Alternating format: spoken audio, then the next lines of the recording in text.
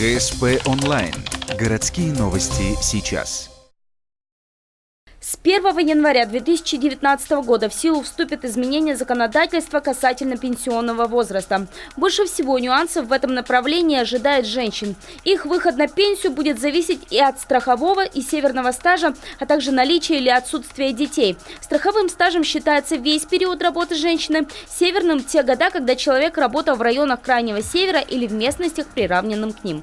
Таким образом, женщина, не имеющая детей или с одним ребенком, при 20-летнем страховом стаже, включающем 15 лет работы на Крайнем Севере или 20 лет в местностях, приравненным к нему, выйдет на пенсию в 55 лет. А те, кто не имеет северного стажа, а только 15 лет страхового, получат пенсию в 60.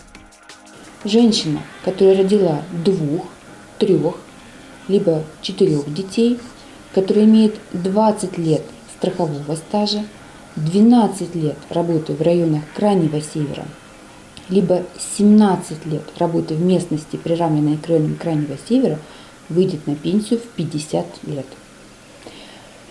Если женщина имеет 3 детей и не имеет северного стажа, при этом она отработала 15 лет, имеет 15 лет страхового стажа, тогда она будет воспользоваться правом на пенсию по достижении возраста 57 лет.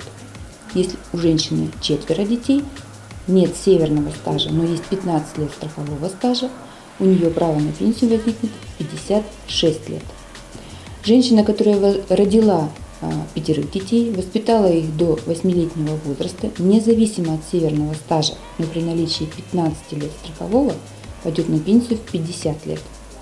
Если женщина работает на севере, но не успела выработать необходимого стажа, имеет 20 лет страхового, то отработав не меньше 7,5 лет на Крайнем Севере или 10 в районах, приравненных к нему, она может рассчитывать на снижение пенсионного возраста, то есть пойдет на пенсию от 55 до 60 лет. Также не стоит забывать и о переходном периоде.